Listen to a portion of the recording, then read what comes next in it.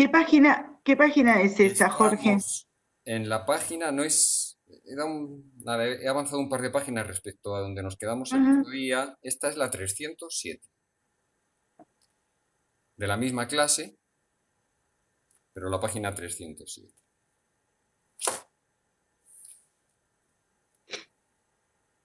La clase era, no me acuerdo ahora exactamente del número, ah, es en la que Lacan se pone a hablar de Piaget, que es la parte que menos nos interesa. El grifo de Piaget se llama, titula Miller la clase. Bueno,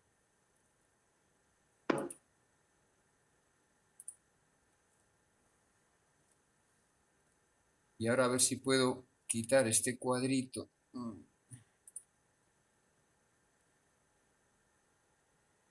Perdonad, ¿vale? Que intento quitar el cuadrito ahora. Muy bien, pues podemos empezar. He resaltado este párrafo para comenzar. Ah, el gap, o sea, el desajuste entre la causa y el efecto, a medida que se va colmando, ya sabéis que la causa es el objeto A, el objeto causa, causa de deseo, a medida que se va colmando, y es esto ciertamente lo que llaman desde otra perspectiva el progreso de la ciencia, hace que la función de la causa se desvanezca, quiero decir, allí donde es colmado. Es decir, que cuanto más perseguimos encontrar la causa a partir de sus efectos, más hacemos que se desvanezca la causa. Esto lo habíamos dicho, pero lo resalto para lo que vamos a ver ahora. Por otra parte, a medida que se va completando, la explicación de lo que fuere acaba no dejando más que conexiones significantes, volatilizando aquello que la animaba en su origen y que te había empujado a buscar lo que no comprendías, a saber, la iancia efectiva. No hay causa que no implique esta iancia. Es decir, que a medida que vamos buscando a través de los efectos ese lugar de la causa, que lo que hace Lacan es romper totalmente la noción de causalidad. El efecto no puede determinar la causa. Y cuanto más intentamos conectar, inscribir los efectos en las conexiones significantes, más se volatiliza la causa. Y en ese sentido os he puesto esta frasecita. El síntoma es el resultado de la necesidad de sustituir la metáfora paterna en cuanto a que la metáfora paterna elide la causa. La metáfora paterna extrae el objeto causa y entonces la hace perder la causa. Cuanto más intentamos buscarla, menos la encontramos. Y solo nos quedan, como dice él, los efectos o las conexiones significantes. Por eso está la idea de lo que engaña y de lo que no engaña, ¿no? El significante engaña. Las conexiones significantes engañan. Bueno, es una forma más también de deciros que la metáfora paterna y la función de la angustia se complementan. La función de la angustia introduce lo que no engaña respecto a la introducción de lo que engaña a partir de la metáfora paterna, ¿no? Porque la metáfora paterna, al establecer el ideal, elide este lugar de la causa, al extraerla. Hoy vamos a ver que Lacan utiliza otro término en lugar de extracción, que es el término de cesión, que, bueno, yo creo que también lo podemos adoptar, ¿no? Siempre hablamos de atravesamiento y extracción, pues podemos hablar de atravesamiento y de cesión del objeto. Bueno, luego, en fin, para intentar demostrar esto que acaba de decir, intenta rebatir investigaciones de Piaget, nos interesa un poco menos, ¿no? Que se meta con Piaget o que cuestione a Piaget.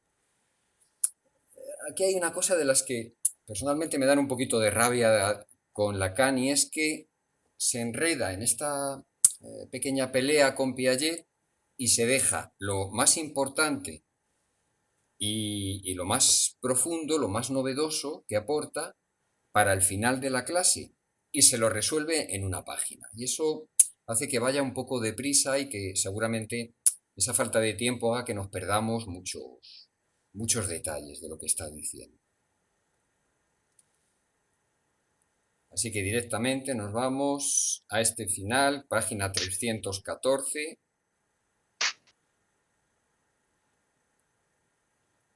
Que con ciertos lapsus incluidos resuelve, digamos, me parece a mí lo importante que tenía que concluir en esta clase.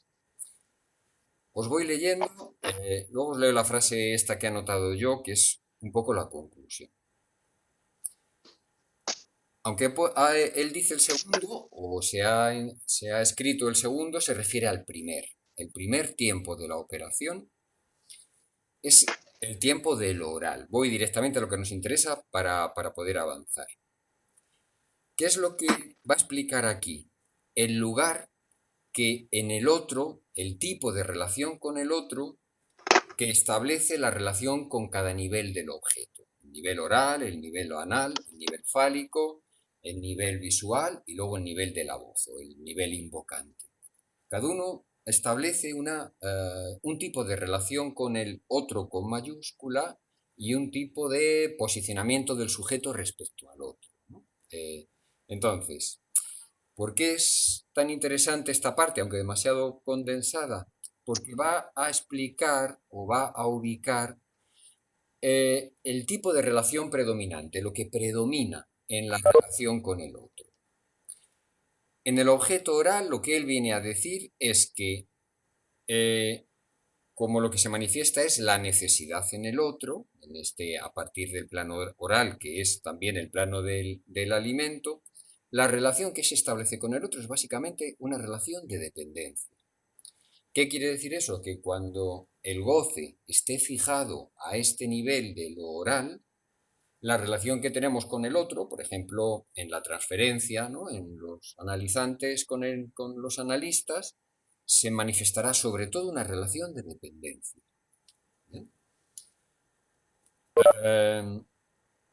Bueno, luego vamos a entender un poquito mejor los diagramas que pone, pero ahora solamente nos interesa lo que él pone de manera casi telegráfica, que es el tipo de relación que se establece. Pues bien, en lo oral, la relación de dependencia.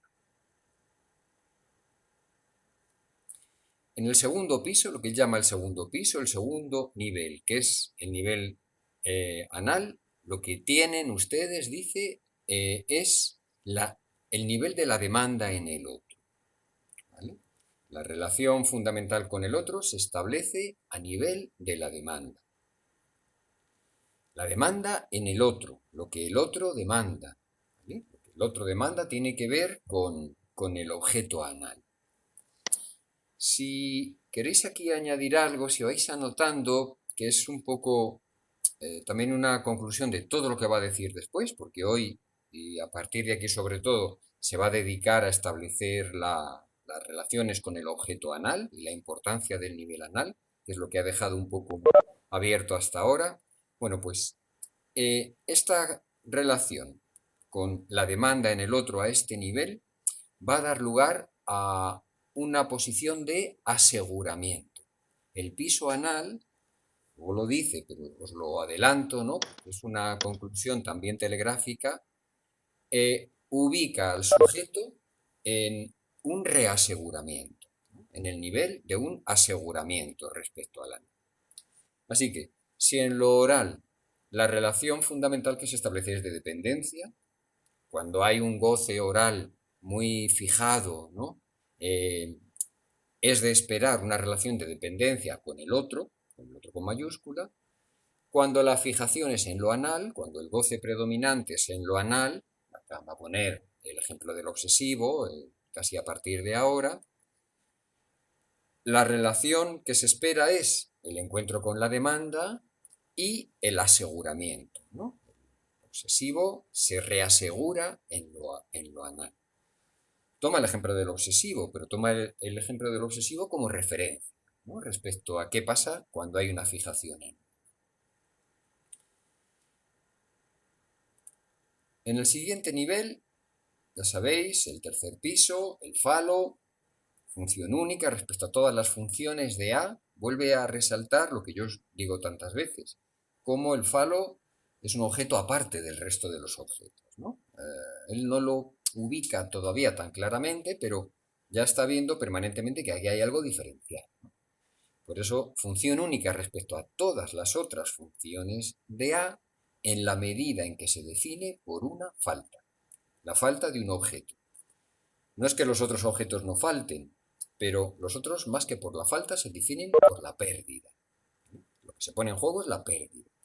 Aquí no es tanto la pérdida, el objeto se conserva a costa de estar fuera, ¿no? De,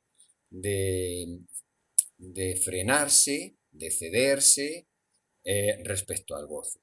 Entonces, es función única porque lo que se manifiesta es la falta de un objeto y no tanto la pérdida. ¿Qué relación o qué conexión con el otro? A partir de lo que él llama el goce en el otro. El goce en el otro y la relación del goce fálico respecto al goce del otro es una relación, no sé si lo dice, sí, lo dice justamente después, no lo he marcado, es una relación inversa. Es decir, aparece permanentemente el fantasma del goce en el otro y es precisamente ante el goce en el otro, que está muy presente, ante lo que el falo cede o falta, ¿no? en su función. El cuarto piso es el piso escópico, propiamente el del fantasma, y aquí nos enfrentamos a la potencia del otro, que es el espejismo del deseo humano, en lo que es la forma principal de toda posesión, la posesión contemplativa, esto ya lo ha dicho. El sujeto está condenado a desconocer que sólo se trata de un espejismo de potencia. Lo hemos desarrollado ya, porque de esto ya venía hablando, y por eso os he vuelto a poner aquí estos tres niveles en el piso escópico, que es de fascinación, de paralización y de inhibición del acto. Vais a ver que la inhibición también aparece en el piso de lo anal y por eso hay una conexión entre ellos, pero bueno, esto lo vamos a ver después. En lo escópico está más bien la fascinación, ¿no? La inhibición también, pero el sujeto queda ante la imagen, queda fascinado, ¿no? Ante el espejismo de potencia en el otro, ¿no? En el lugar del otro. Bien, dice, como ustedes ven, voy muy deprisa, no había necesidad de ir tan deprisa para explicarlo mejor, pero bueno, es su estilo. ¿Qué hay en el quinto y último piso? Diremos provisionalmente que ahí es donde debe emerger de una forma pura el deseo en el otro. Y esto es muy significativo porque ya os voy a recordar lo que había dicho del objeto voz y lo que habíamos dicho nosotros, que hemos establecido una temporalidad, pero vais a ver que lo que dice aquí cambia un poquito la forma en la que, o añade más bien, algo importante respecto a lo que explicamos el otro día. En cualquier caso, con lo que se encuentra en el nivel de la voz, el sujeto es ante el deseo del otro. Él continúa, esto nos indica el ejemplo del que hemos partido, el del obsesivo, que es el predominio aparente de la angustia en su fenomenología. Claro, ante el deseo en el otro, ante el deseo del otro con mayúscula, el efecto es siempre un efecto de angustia. La reacción del sujeto ante el deseo del otro es la angustia. La angustia es básicamente ante el deseo del otro. Y por eso él dice que en el obsesivo hay un predominio de la angustia en su fenomenología. Sea cual sea el refinamiento que alcanzan sus fantasmas y sus prácticas al construirse, lo que el obsesivo capta de ellos es siempre el deseo en el otro. Es decir, en el piso de la voz, lo que se manifiesta básicamente, el encuentro con lo que se encuentra el sujeto básicamente es con el deseo en el otro. Y esto es fuente de angustia. ¿Bien?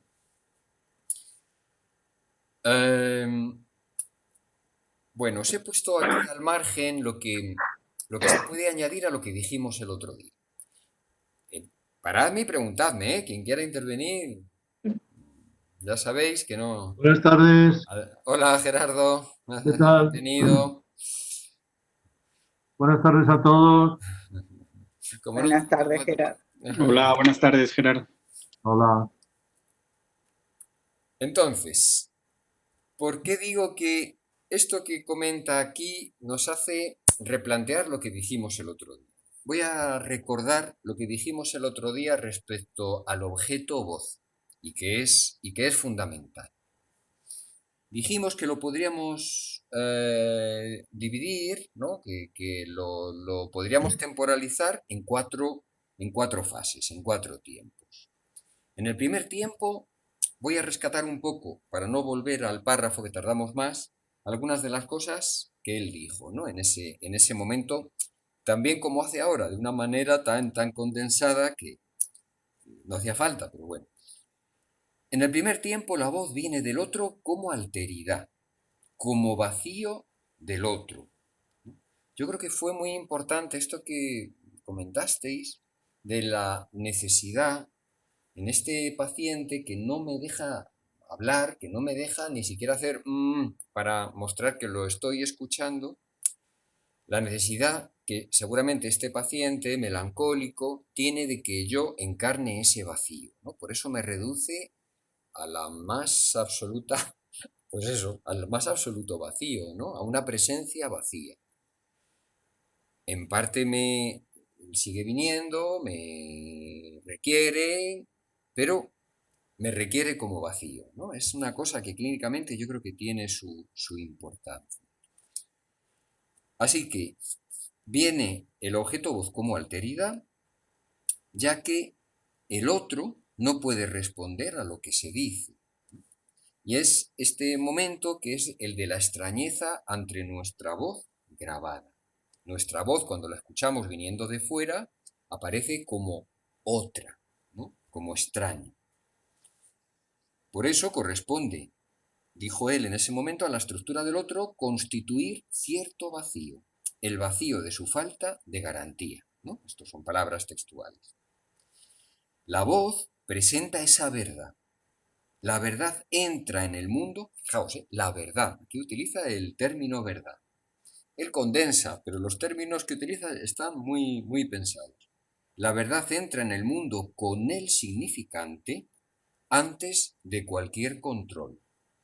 Se experimenta, se retransmite únicamente mediante sus ecos en lo real.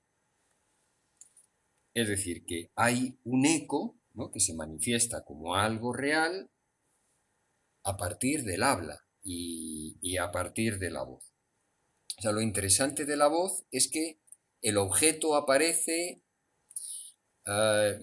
mezclado con la articulación de la palabra y del discurso, ¿no? Entonces, esa articulación hace que le da a la voz ese carácter muy especial. Ya veremos a dónde nos lleva esto. El segundo tiempo sería, como os dije, el tiempo de incorporación, en el que se articula esa resonancia y se puede decir que la hacemos nuestra.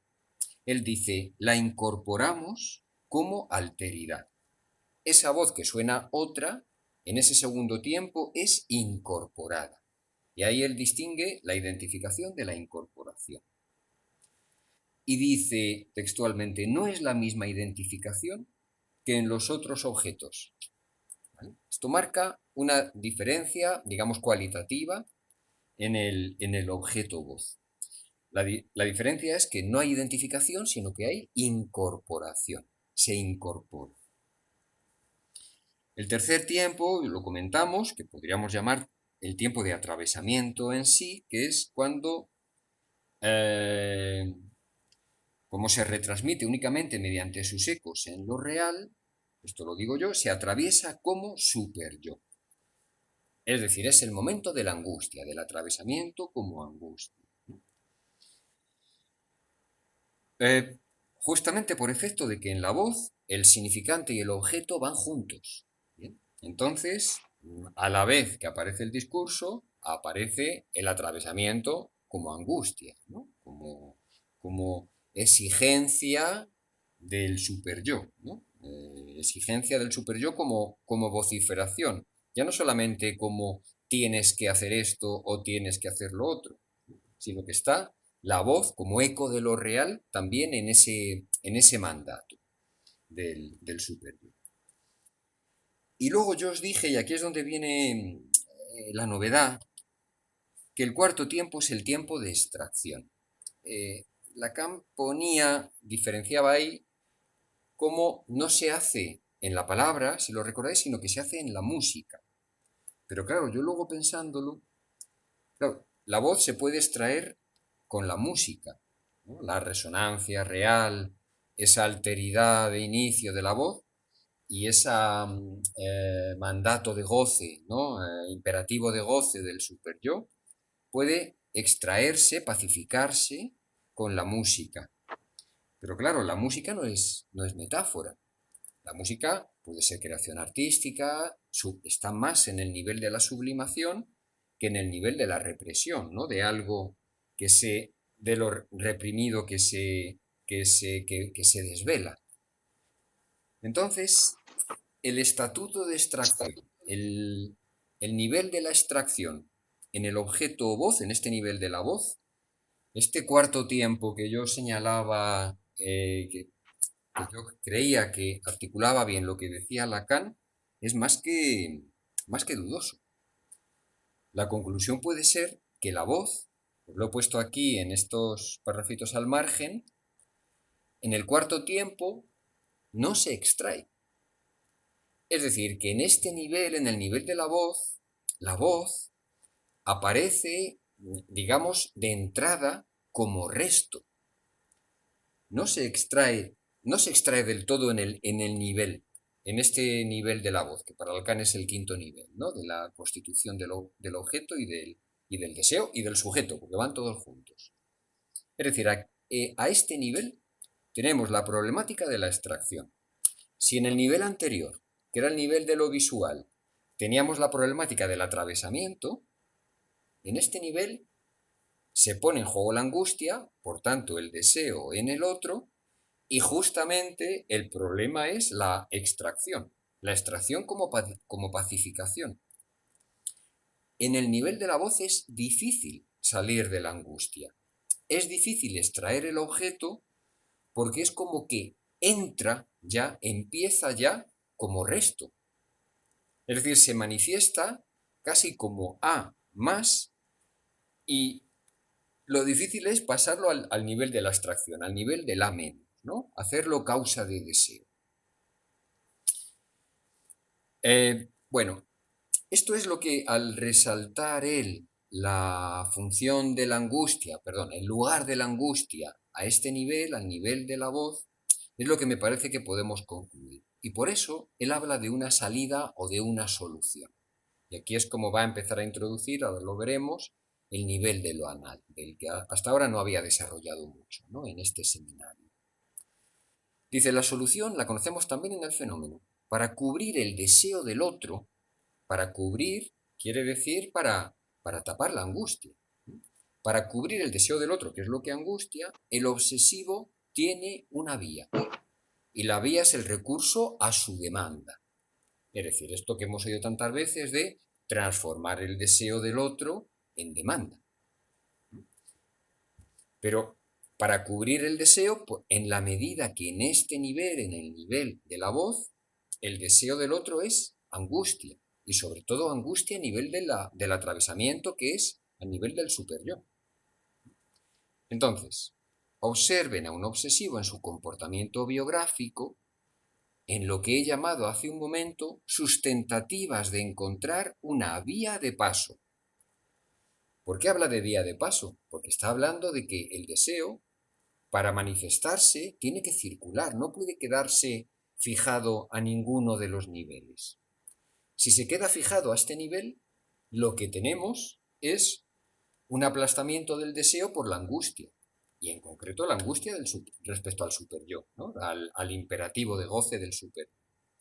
Entonces, ¿cómo encuentra el sujeto? Y pone el ejemplo del obsesivo, esto que él llama una vía de paso en lo referente al deseo. Sigo leyendo. Estas tentativas, aunque sean las más audaces, complicadas, refinadas, lujuriantes, perversas, en la consecución de su objetivo, están siempre marcadas por una condena original. Siempre les es preciso hacérselas autorizar. Es preciso que el otro le demande eso. Esa es la jugada para darle una vía de salida a este atravesamiento superyoico. Este es el mecanismo de lo que se produce en cierto momento decisivo en todo análisis de obsesivo. En toda la medida en que el análisis sostiene una dimensión análoga a la de la demanda, algo subsiste hasta un punto muy avanzado. ¿Es acaso superable?, se pregunta. Un punto muy avanzado de esa forma de escape del obsesivo.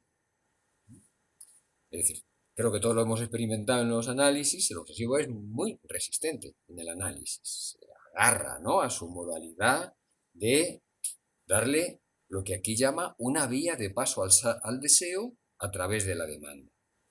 Y tiene sus razones, porque si no, queda bajo la angustia, esa situación de angustia ante el imperativo superyoico. Este es el mecanismo de lo que se produce en cierto momento de decisión. Esto lo he leído. Ahora bien, vean ustedes cuáles son sus consecuencias.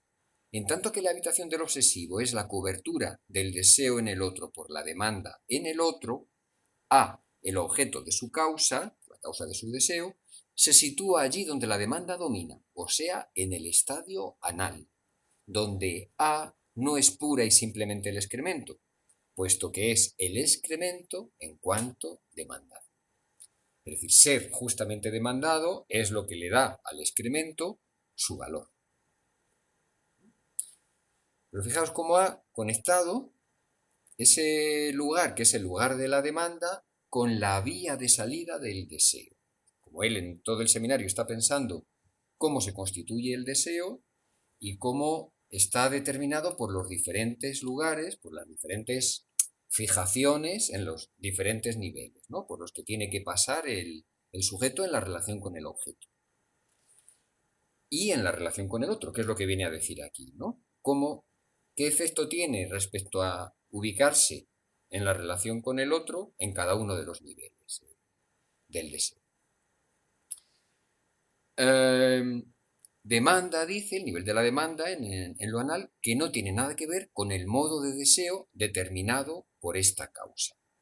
Es decir, que a partir de aquí lo que va a entrar es en investigar, o en pensar qué pasa con el deseo a nivel de lo anal y del objeto anal. ¿Por qué? ¿Sí? Tengo una consulta. Adelante. ¿Qué diferencia, cómo hacer para poder diferenciar cuando un sujeto está en esta posición, en la cual es preciso que el otro le demande algo, Sí. y en una posición sacrificial de una histérica, por ejemplo? O sea, Bueno, es que... imagino, por ejemplo, es preciso que el otro le demande eso, alguien que dice, bueno, lo hago porque él me lo pide, o yo sé que esto a él le hace bien, Sí. por eso lo hago. ¿Cómo no pensar, o sea, cómo no confundirse por la posición histérica en la que mientras todos son felices, porque yo me quedo y hago el trabajo de todos, qué sé yo? Mira, primero, No sé si entiende la pregunta. aunque él lo ejemplifica con el obsesivo, yo creo que la salida, es decir, no es que desde la posición histérica no haya también un encuentro con lo anal y una importancia del nivel de lo anal, ¿no? Fijaros en el esquema que pone a continuación como en el recorrido del sujeto por los diferentes niveles se pasa por todos, ¿no? Él habla de una circularidad. Pero hay una cuestión fundamental que estuvimos viendo en otros años del seminario, y es que la histérica, de lo que su sacrificio, su nivel de cuidado respecto al otro, de cuidar al otro y de proteger al otro, es hacerse cargo de su falta. Por tanto, como ella cae, ostenta, se convierte, ¿no?, se hace cargo de la falta del otro, yo diría que más que, no sé si sacrificio, yo lo pondría más en el sentido de carga, de cargar, ¿no? Ajá, En el bien, sentido de cargar bien, con la falta del otro. Eh, bueno, luego está también este aspecto de señalar en el cuerpo, inscribir algo del orden en lo que el otro es potente, ¿no? Inscribirlo en su propio cuerpo a costa de la inhibición de una función. Pero eso también se ve, lo va a decir también a nivel anal, ¿no? Que hay algo en el deseo anal, respecto al anal, que tiene que ver con la retención, ¿no? Y por tanto con la inhibición. Pero yo sobre todo lo pondría ahí, ¿no? bien, En el obsesivo apunta a un ideal que intenta sostener, digamos, al otro entero, completo, pero la histérica no. La histérica necesita un otro faltante para hacerse cargo de su falta, claro. ¿vale? Esa es me parece lo que los diferencia más, ¿no? Aunque, por supuesto, el histérico o la histérica también tiene culo y también tiene gozo anal, evidentemente, ¿no? O sea que, aunque él pone el ejemplo del obsesivo, vale también para ejemplificar lo que es el paso por este lugar en la constitución del sujeto, en la constitución del deseo y en la constitución de la relación con el otro con mayúscula, que son las tres cosas las que él está articulando. Bien, gracias. Bueno, la siguiente clase, Miller la titula de lo anal al ideal, ¿vale? Sobre todo va a desarrollar lo anal. No solamente os señalo en este circuito, de nuevo otra errata, y es que aquí donde pone fálica, tiene que poner escópica, ¿vale? Es el piso de lo escópico. ¿Qué señala él fundamentalmente en esa... No sé por qué. ¿Qué señala él y por qué lo representa así? Porque quiere poner a la par el estadio primero y quinto, que es el estadio oral y el estadio de la voz, que aquí pone o llama super yo, que es como se atraviesa la voz en mi lectura, y quiere hacer un paralelo entre el estadio anal y el estadio escópico, ¿no? El estadio de lo visual o de la mirada. Y todos ellos haciendo, digamos, el pasaje por lo fálico, ¿no? Es la manera en la que él tiene de representar. No es nada fácil entender el paralelismo que va a establecer entre el oral y el superyo, entre el oral y la voz, y lo anal y lo escópico, ¿no? A mí me ha costado un poquito verlo, tampoco lo desarrolla mucho en todo lo siguiente que va a contar. En cualquier caso, todas las primeras páginas de esta clase vamos a pasarlas porque lo importante, como tantas veces, viene un poquito después. En algún momento él dice que él suele empezar las clases, digamos, despacito y acabar con un ligero galope. Pues sí, aquí también sucede.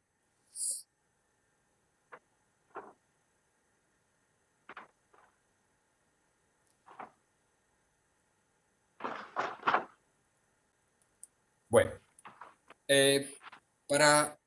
repito que lo que se va a dedicar ahora es a ubicar, y lo hace de manera muy profunda, la función, la importancia del estadio anal en todo este circuito del deseo.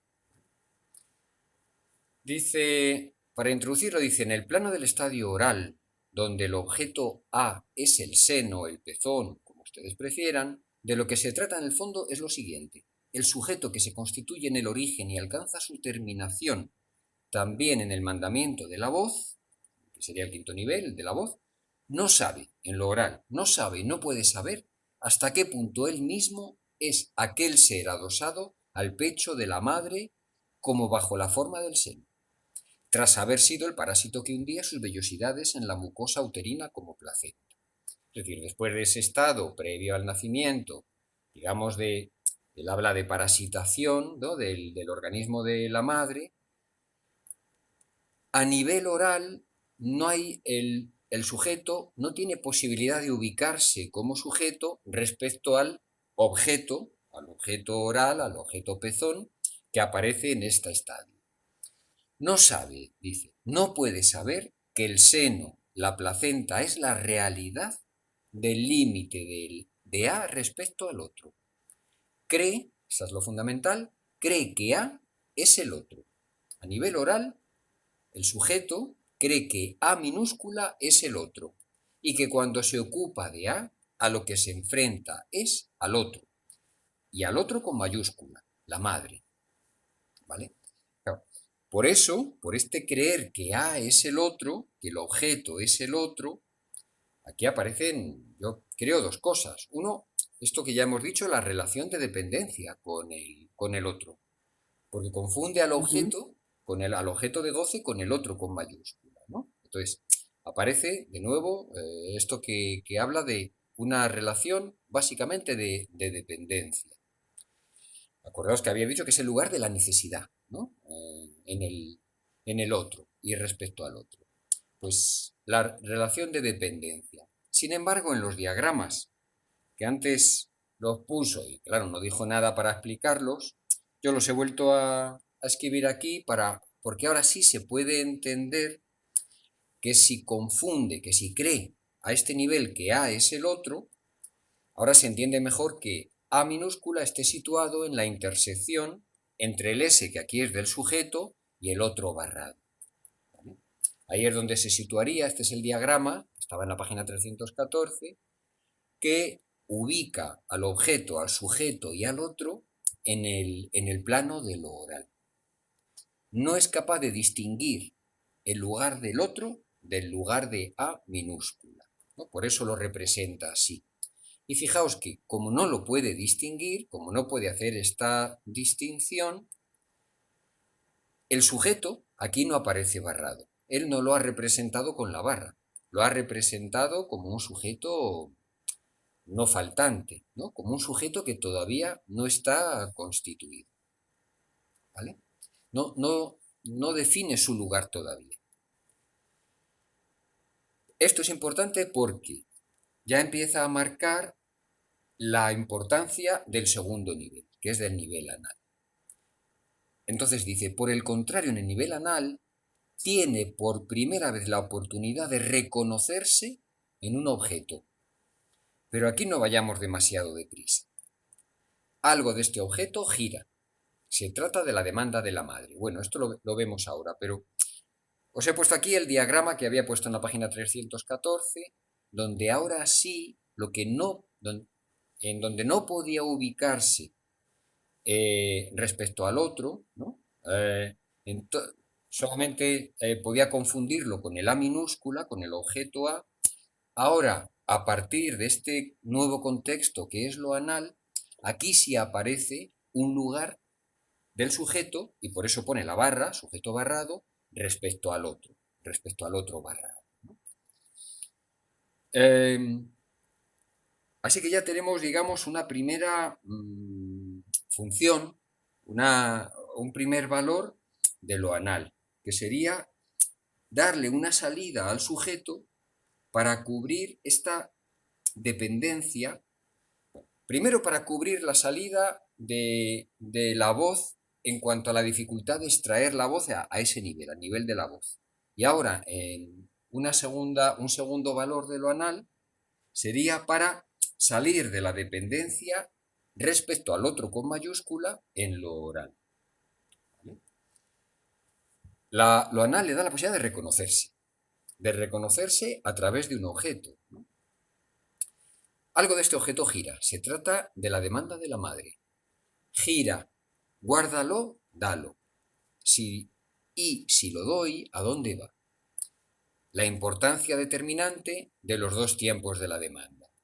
Claro, al introducir la importancia de la demanda a este nivel, la demanda siempre tiene estos dos tiempos, ¿no? Siempre se ubica en un ahora guárdalo, ahora dalo. ¿Vale? Están los dos valores, ¿no? Está el valor de retener cuando hay que retener, no hay que hacerse la caca donde no toca hacérsela, fuera del váter, digamos, o quizá fuera del pañal, y cuando toca hacerla, ahí sí, ahí es donde se demanda como tal, se demanda que se entregue, ¿no? Esos son los dos niveles de la demanda.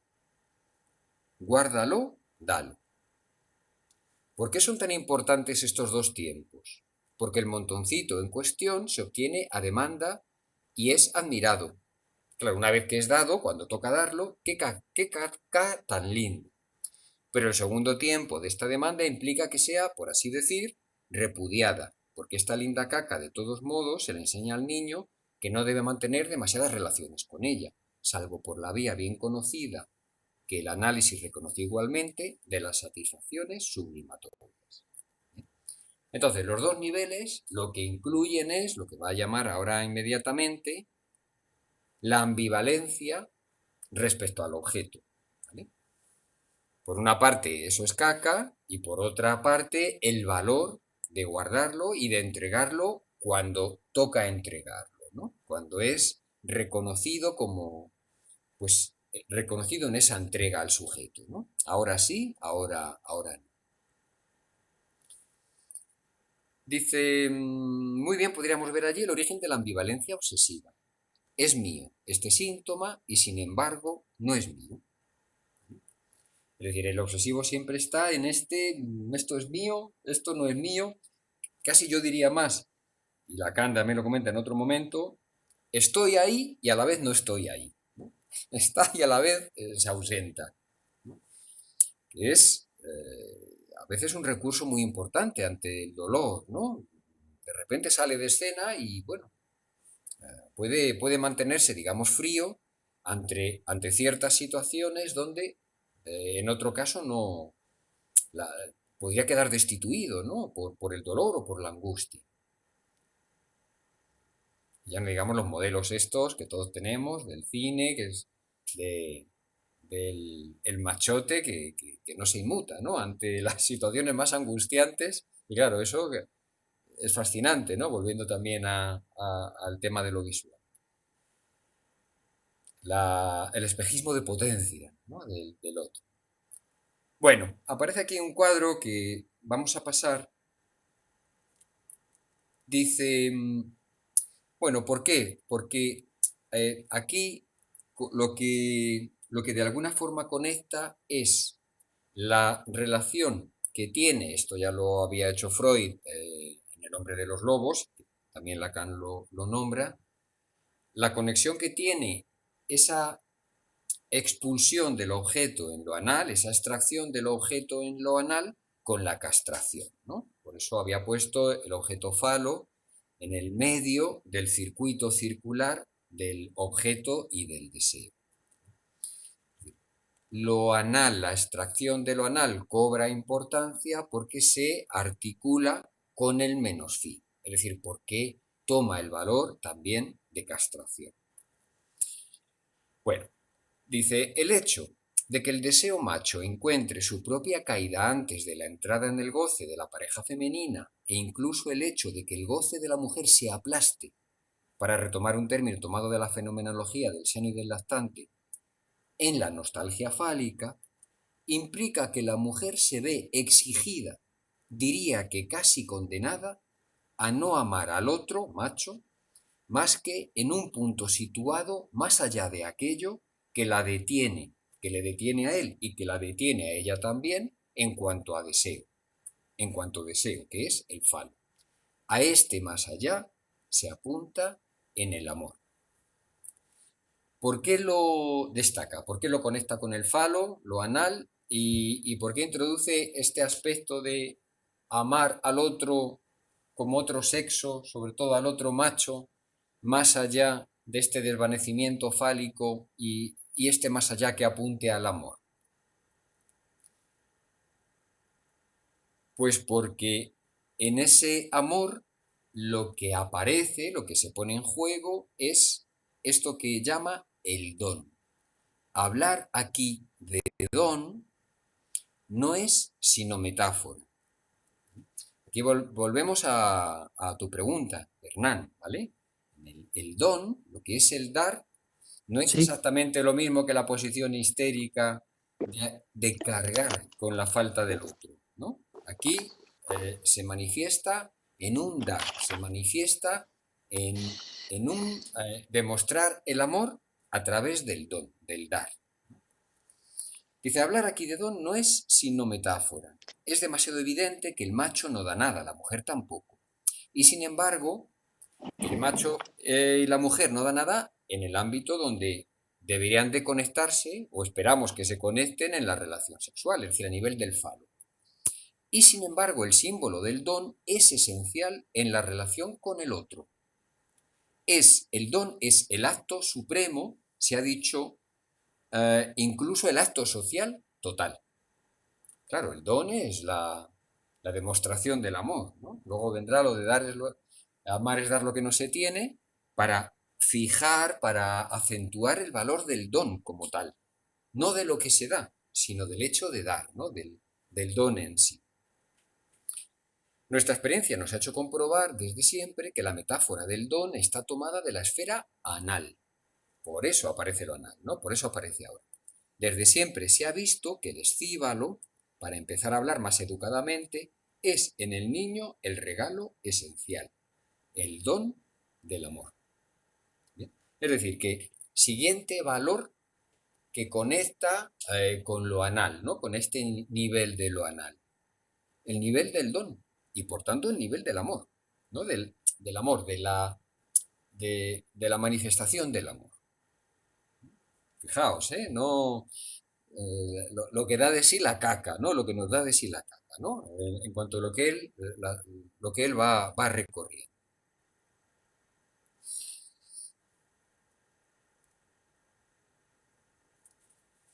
Así que permite, ya que hablamos de salida, hemos dicho, permite la salida, una salida a lo anal, perdón, permite una salida a la voz, ¿no? Porque en la voz hay una dificultad a este nivel de la extracción, a este nivel del barramiento del otro, ¿no? Entonces, para que no quedar atado al goce del superyo, al goce superyoico y a la generación de la angustia del deseo en el otro, pues aparece la salida de lo anal. Aparece la salida de lo anal respecto a esta dependencia en lo oral, ¿vale? Ya tenemos dos valores. Aparece el encuentro con la demanda, o sea, con la posibilidad de salirse a veces de situaciones demasiado dolorosas, donde la angustia podría provocar lo que hemos llamado la destitución subjetiva, la destitución del sujeto. Porque claro, si él se retira, si en esa ambivalencia de repente él no está, no tiene que destituirse, ¿no? Si lo ve desde fuera, bueno, pues es una especie de estrategia, ¿no? Para no destituirse, que en algún momento puede ser muy práctica, ¿no? En ciertas situaciones. Y ahora vemos otra salida más, y en esta tiene que ver con la sexualidad y con lo que falla en la sexualidad, con el goce faltante, con el falo que falta como objeto a nivel de la conexión sexual. Claro, la salida en lo anal es a través del amor, ¿no? Se sustituye el falo que no se da por el objeto que se da, en el dar como acto, ¿no? Como acto supremo o acto social. ¿Bien? Jorge, Adelante. una pregunta. El tema del don, Lacan lo comienza a trabajar en el seminario 4, si yo mal no recuerdo, ¿no? No te puedo precisar. No. Bueno, porque yo no digo por esto que porque vos tomaste el tema del don Sí. con su sentido de donar referido a la etapa anal. Sí. Yo tengo entendido, tendría que revisarlo, pero tengo entendido de que en el seminario 4, cuando habla de la relación de objetos, justamente una de las cosas que marca es la potencia del don que tiene la madre como potencia aparece ahí, en el sentido de donar el pecho. Porque en realidad esta dialéctica que vos estás planteando acá con lo anal, a mí me parece que tiene digamos, tiene como un tiempo distinto en lo oral. A Sí. ver, en lo oral me parece que se da la dialéctica de morder o de comer o devorar y ser devorado. Esa es la dialéctica de la que aparece, y Sí. creo que él también la nombra en el seminario 4. Y digamos, depende de cómo se tramite esto en la etapa siguiente, es decir, en el complejo anal, estaría a ver qué condiciones se dan para realmente poder hacer algo con la culpa con la que aparece, con la culpa que va trayendo del complejo oral, porque en el devorar y ser devorado hay un incremento de la culpa, y de alguna manera, entre comillas, es como que el complejo anal permite, con estas reglas de juego de las que vos hablaste antes, Sí. en este donar, digamos, como que el donar sería una función que se da, por lo menos en la etapa oral y anal seguro, no sé qué pasa Sí. con lo fálico, pero en estas dos me da la impresión que sí, y justamente esa etapa serviría o estaría al servicio de, en caso de que haya un incremento de culpa, que de hecho la hay en el imaginario, de alguna manera buscar otra, digamos, buscar una nueva vuelta, ¿no? En el complejo anal con la cuestión de qué hacer con esto que es un objeto que cae del cuerpo. Sí, sí, sí. ¿Mm? Sí, Si sí. yo lo dono, también la culpa mía retrocede, la culpa del sujeto retrocede un poco. Le permite, entre comillas, negociar desde otro lugar. Sí, ¿Mm? sí, sí. Sí, sí, sí. Em, Usted- yo creo que él aquí lo está restringiendo. A ver, ya sabes que en el seminario 4 él es justamente antes de la invención, de la construcción del objeto A. Ujú, Entonces, en ese sentido, yo creo, muchas cosas que cambian radicalmente en la teoría, como él lo piensa en ese seminario, que es verdad, ¿no? La relación de objeto parece que... Pero claro, si él intenta establecer la relación de objeto sin haber tenido todavía este elemento tan fundamental a partir del seminario 5 en la enseñanza, que es el objeto A, claro, eso tiene ujú. que alterar todo. Yo creo que aquí el aspecto del don relacionado con el amor lo ubica más en este nivel, no tanto en el nivel oral.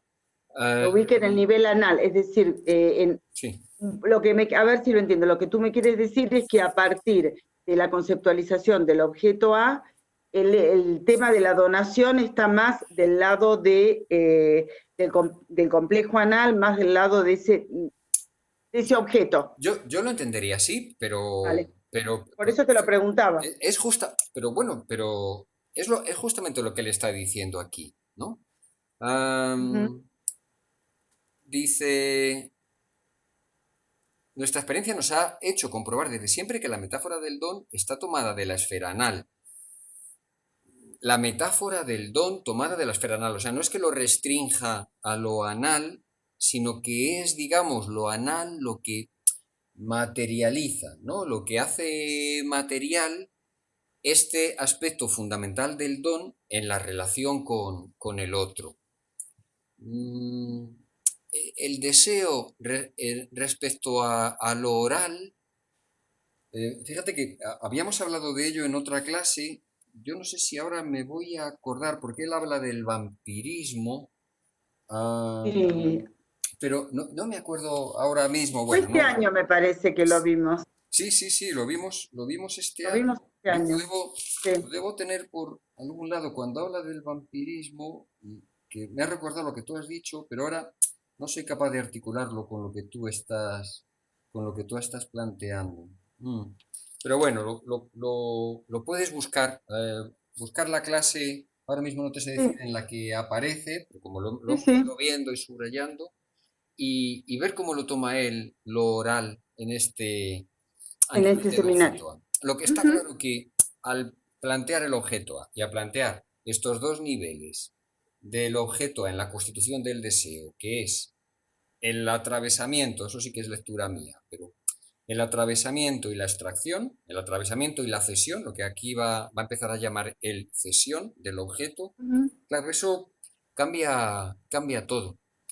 Y la culpa, no sé, no sabría cómo la podemos integrar ahí, ¿no?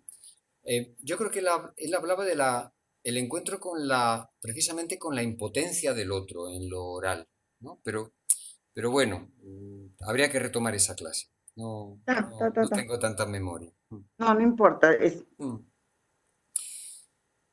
Entonces, el don es el acto supremo. Nuestra experiencia nos ha hecho que la metáfora del don está tomada de la esfera anal,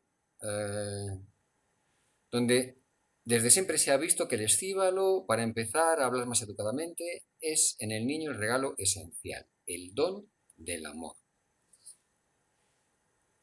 Y entonces pasa a otro nivel que a mí me parece que define bastante bien algo de la relación con el otro. Y aquí no me refiero tanto a la relación con el otro con mayúscula, sino a la relación con el otro con minúscula, que también es importante, en lo anal.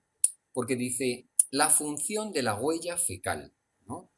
Las heces como huella. Bien, la huella está profundamente vinculada al lugar que el sujeto organísmico se asegura. ¿Vale? Este aseguramiento yo creo que define muy bien el valor de lo anal, ¿no? En la relación con el otro. El sujeto organísmico se asegura su posesión en el mundo, el territorio y al mismo tiempo su seguridad para la unión sexual.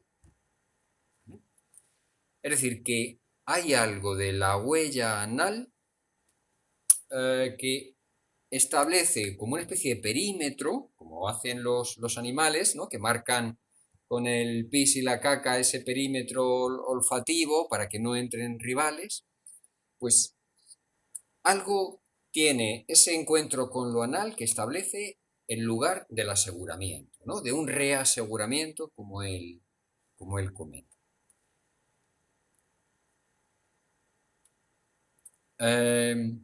Todo esto, la función de representante del sujeto que tiene el objeto A como fruto anal.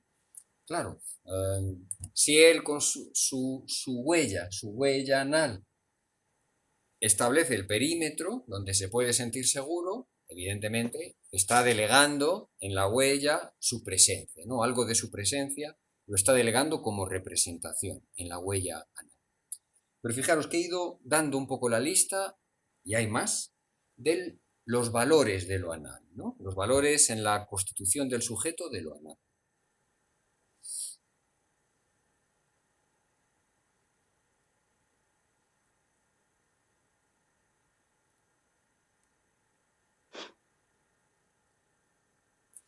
Bueno, es para mí hasta ahí lo fundamental de la clase, pero él va a seguir en la siguiente clase, que es la penúltima.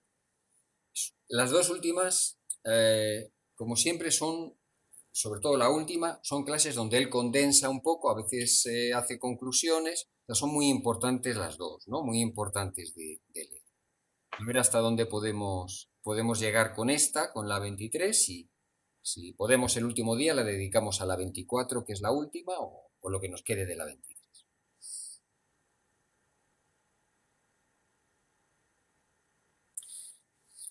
Bueno, el título que le da Miller, yo creo que ni caso, porque se refiere a una cosa muy lateral y muy final, una conclusión, pero en el fondo él sigue hablando de la conexión, de la importancia de lo anal y cómo se va a conectar al final lo anal con el resto de los niveles, ¿no? Y sobre todo con este nivel del ideal que es como acaba la clase.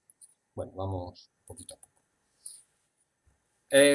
Empieza diciendo, en esta especie de rodeo que él siempre da al inicio, en este caso nos interesa porque yo creo que define o permite entender un poquito mejor el rodeo que da, nos permite valorar un poco más los 4 tiempos de la angustia y el deseo que yo os he dado y os he presentado, ¿no?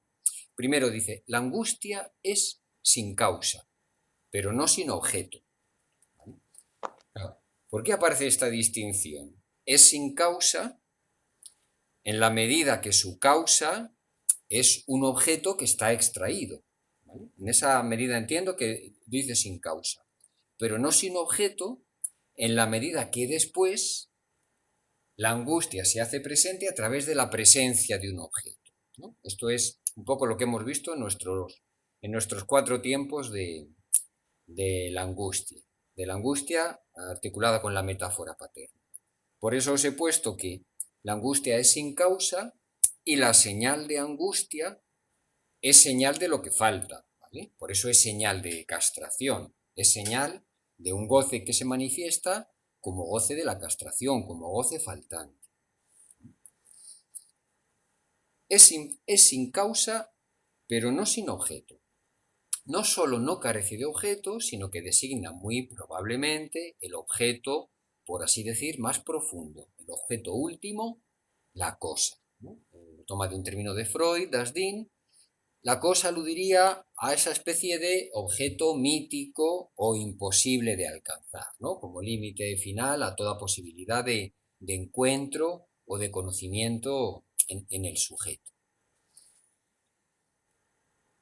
En consecuencia, aun estando ligada, se refiere a la angustia, aun estando ligada a la turbación, la angustia no depende de ella.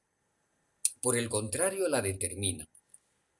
Aquí Lacan llama turbación, hace un cuadro un poco complejo, que yo no le he acabado de ver la importancia, ¿no? Pero, ¿a qué se refiere aquí con turbación? Pues a este nivel de la angustia que yo he puesto en el segundo y sobre todo en el tercer tiempo, ¿vale? Es decir, a la distinción entre lo que es la manifestación de la señal de angustia, como señal de angustia de castración, y el estado, que él llama en este momento turbación, que produce esta aparición del objeto A como positivo, como positivizado. Os recuerdo esta frasecita de este seminario, en la página 153, que en su momento repetimos tanto, cuando él dice: siempre tenemos que vernoslas con este A minúscula que no está por su parte en escena, pero que no hace otra cosa más que pedir a cada instante subir a ella para introducir, resumo, su desorden, ¿vale? Es decir, que hay algo de la turbación, que es esta subida a escena de la, ¿vale? De la que ha quedado extraído y que introduce el desorden, ¿no? Introduce este elemento de desorden. Desorden necesario, ¿no? Como ya hemos dicho. Entonces, la angustia se encuentra suspendida, fijaos, ¿eh? Como él separa tiempos en la angustia, ¿no? Aparece una suspensión.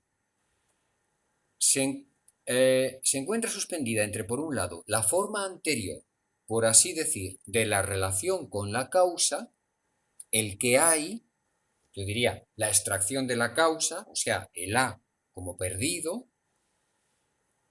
que llegará a formularse como causa, el que hay que llegará a formularse como causa, el objeto perdido, el objeto, el A menos, y por otro lado la turbación, que nosotros hemos puesto ya como A más, como el A que sube a escena. La causa que primitivamente la angustia literalmente ha producido, la turbación no puede retenerla. Yo creo que aquí alude justamente a este tiempo limitado de la angustia que hemos comentado aquí en todo momento, ¿no? La angustia, la turbación, es decir, ese momento de angustia donde ya el objeto se ha hecho positivo, ¿vale? No puede retenerse. Es un momento que tiene un límite temporal. Es el tiempo del atravesamiento. No sé, a lo mejor merece la pena que veamos, porque creo que lo tengo también por aquí, ¿o no? Vale, creo que lo veis todos, ¿no? ¿Veis los tiempos lógicos? ¿Me podéis contestar a alguien? Una pantalla gris. Bien. No, ¿No no lo lo veis? veo. ¿No veis en la pantalla los tiempos No. lógicos de la angustia y el deseo? No, no. No lo veis, vale. Y ahora veis el texto, el seminario, ¿no? El texto de Lacan. Sí, Sí. Vale, ahora vale. Tendría que compartir entonces... dudo un poco porque no sé si merece la pena que volvamos a poner los 4 tiempos, que los he puesto innumerables veces. No, yo creo que no, porque Tengo que salir de aquí, cargar la otra. Solamente deciros que al decir él que la causa que primitivamente la angustia ha producido, es decir, aquí nos estamos moviendo entre lo que produce la angustia, ¿vale? Que es la angustia señal, ¿vale? Una vez que el A se ha extraído, la angustia señal se produce por la manifestación de la falta, del goce faltante, ¿no? Es decir, la manifestación de la castración. Entonces, esa manifestación de la angustia como angustia señal produce una turbación, pero el objeto, que en ese caso, que es el objeto A, se manifiesta como positivo, la turbación no puede retener ese objeto, no lo puede retener indefinidamente, ¿no? Por eso os dije que el valor de la angustia es su limitación temporal. Por eso él habla de una suspensión temporal en la angustia, ¿no? Quiero decir, lo fundamental que él está en este seminario trabajando de la angustia es el lugar de es su propia temporalidad, ¿no? Cómo podemos aprovechar, manipular en análisis esta suspensión temporal en la que introduce el objeto, ¿no? Como objeto que en un momento dado se atraviesa, pero no puede retenerse atravesado, la turbación no puede retener ese objeto atravesado, y la extracción que realiza la metáfora paterna, ¿no? Ese sería el primer tiempo. Bueno, que ese objeto no puede retenerse, que la turbación no puede retenerse, que el objeto A no puede estar mucho tiempo atravesado, dice, hay algo que lo ilustra de una forma abyecta y tanto más satisfactoria, algo que ha puesto en el origen de mi explicación, que he puesto en el origen de mi explicación del obsesivo. Si A puede funcionar luego en la dialéctica del deseo, que es la del obsesivo, es porque en su producción original es esto. Vamos a ver a qué se refiere.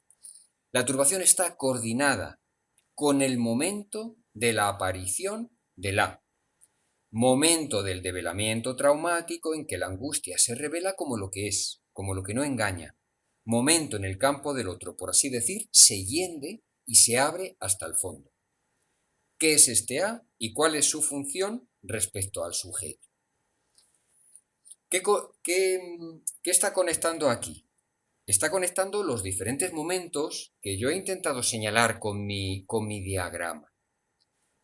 Él habla de que la turbación, es decir, la presencia del A, está coordinada con el momento de la aparición del A como extraído. Y luego ese develamiento traumático, que es el primer tiempo, ¿no? El primer tiempo del esquema. Lo que llamábamos la angustia como señal de castración. Revisad el esquema para que veáis, para recordar los 4 tiempos y cómo me parece que responden y ordenan bastante bien lo que él está diciendo aquí, ¿no? en este momento. ¿Cuál es este A y cuál es su función respecto al sujeto? ¿Qué quiere decir? Porque aquí es donde habla que el sujeto cede a la situación. ¿Pero qué quiere decir aquí en este momento cede? ¿O cómo hay que entenderlo? En una situación que por su carácter coagulado nos presenta su condición de primitivamente inarticulable, ¿de qué está hablando? Está hablando del objeto A, que es inarticulable, al contrario que el goce fálico, que es articulable porque tiene un significante, no me canso de decirlo porque es una distinción muy sencilla. El goce fálico tiene un significante, por tanto es reprimible, por tanto es articulable metafóricamente, en ese sentido, ¿no? Pero el objeto A no es articulable, nos presenta su condición de primitivamente inarticulable. Entonces, este carácter coagulado, inarticulable, marca que de todos modos él llevará para siempre, la marca de lo inarticulable, Lo que se ha producido es algo que da su verdadero sentido al cede del sujeto. Es literalmente una cesión. Es decir, ¿cómo opera el sujeto con esto inarticulable, como condición primitiva, como marca que lleva siempre? Con una cesión, ¿vale? Opera con lo inarticulable haciendo una cesión. Lo que nosotros hemos llamado hasta ahora extracción, él en este momento lo está llamando cesión. Lo que la turbación no puede retener, hay que cederlo, ¿vale? Esa es la circulación en los 4 tiempos que yo intento señalar, ¿no? El tiempo de la turbación, que él llama aquí, pero como eso no puede retener el objeto hay que cederlo, que sería el tiempo de la metáfora paterna, el tiempo de una pacificación, ¿no?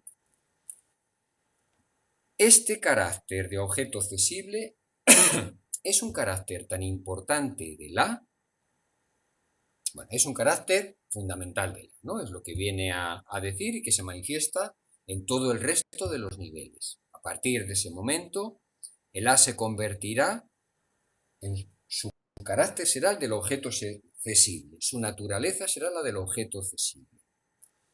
Lo que llamo la cesión del objeto se traduce, pues, en la aparición. A ver, fijaos, dice que el carácter de la está en su, vamos a decir, en su naturaleza primitiva, el hecho de que sea algo cesible. Esto se manifiesta preferentemente también en lo anal, ¿no? Pero fijaos la consecuencia, que la tenga este carácter cesible, se traduce pues, ya sigo leyendo lo que él dice, en la aparición, en la cadena de la fabricación humana de objetos cesibles que pueden ser equivalentes a los objetos naturales. Si este recordatorio no está aquí fuera de lugar, es porque por esta vía pretendo conectarlo directamente con la función que durante mucho tiempo destaqué, ¿no?, la invención de Winnicott, que es la del objeto transicional. ¿Bien? ¿Pero qué viene a decir? Que el hecho de que la tenga el carácter de cesible permite incluirlo en una cierta forma, incluir el A en la cadena de la fabricación humana. Y esto con todas las consecuencias de implantación de un discurso, que es el discurso capitalista, un pseudo discurso, y las consecuencias que todos conocemos. Pero es justamente por este carácter de cesible, ¿no?, que lo emparenta con el objeto transicional de Winnicott.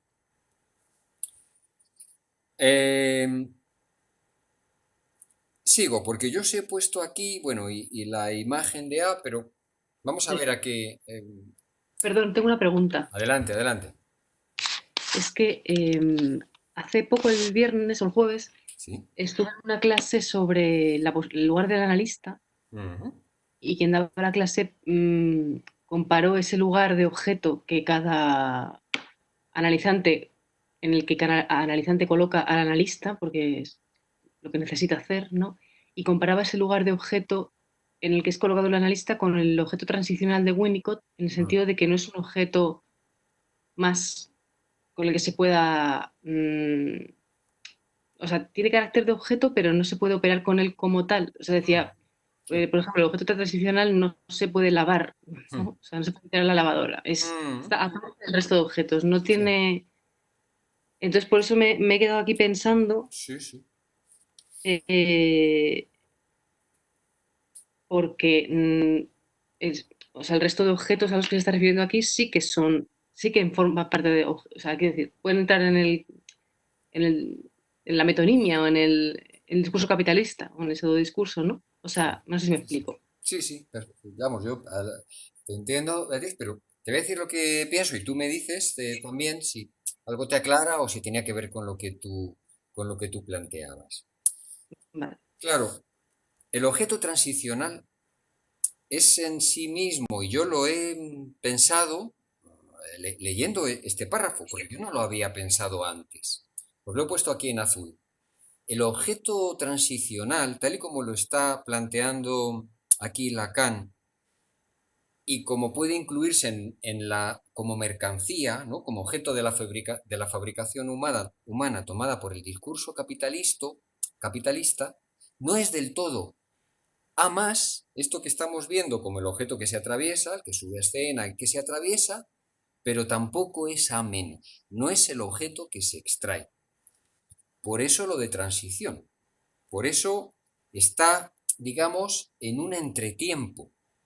Ese entretiempo, para nosotros en el esquema que yo os he presentado tantas veces, os lo pregunto, ¿en qué tiempo lo ubicaríais? ¿O en qué entretiempo lo ubicaríais? ¿Entre qué dos tiempos? ¿Entre qué dos fases temporales? Oral y anal, ¿no? Pero no me refiero a las fases del objeto. Bueno, sí, os he hecho una pregunta que he puesto aquí debajo, o sea que la tenéis contestada. No me refiero a las fases de fijación del sujeto al objeto que estamos viendo, sino a los tiempos de la angustia y el deseo. A ver. Entre el atravesamiento y la extracción. Claro, entre el tercer y el cuarto. A ver, voy a compartir con vosotros la... ¿Te puedo decir algo, Jorge? Claro, adelante. Lo que digamos, en Winnicott, el tema es que el objeto cae. Él lo dice claramente en Realidad y Juego, es decir, el objeto cae. No es que hay una extracción. A ver, a lo mejor implica lo mismo, pero lo que yo entiendo por atravesamiento y extracción, atravesamiento sí, pero después cae de suyo. Que no hay ninguna operación que se va cayendo justamente porque se va instalando un espacio por el cual pasa, en términos de Winnicott, de la dependencia a la independencia, y ese objeto va como desvaneciéndose. Esta sería como la idea. No sé si es la misma idea de la extracción en Lacan, me parece que es distinta. Y si ese objeto transicional no pasa por esta etapa de caer y de desvanecerse, una vez que el analista es utilizado, porque Winnicott además habla del uso del analista, lo que sucede es que pasa a ser un objeto fetiche. Claro. Y es lo que da lugar luego al tema de las adicciones, las patologías del vacío, todo esto. Por eso Sí. Dime. Claro, o sea, es decir, es que el objeto transicional sustituiría toda esta secuencia de tiempos lógicos. O sea, al final la obtura está como tapando la angustia. Totalmente. Claro, por eso estaría ubicado entre el tercer y el cuarto tiempo. O sea, ni siquiera habría arrancado, yo creo, ¿no? El primero, ¿no? O sea, es como que lo está justamente evitando, ¿no? La señal, ¿no? Pero habría arrancado en el sentido de que el objeto transicional porta, por eso yo había dicho que no es ni del todo a más ni del todo a menos, porque porta a la vez la falta, algo de la falta y algo de la presencia. Claro. Entonces, y por eso yo os lo había representado en otro momento con I minúscula y poniendo entre paréntesis A más partido por menos phi. ¿Vale?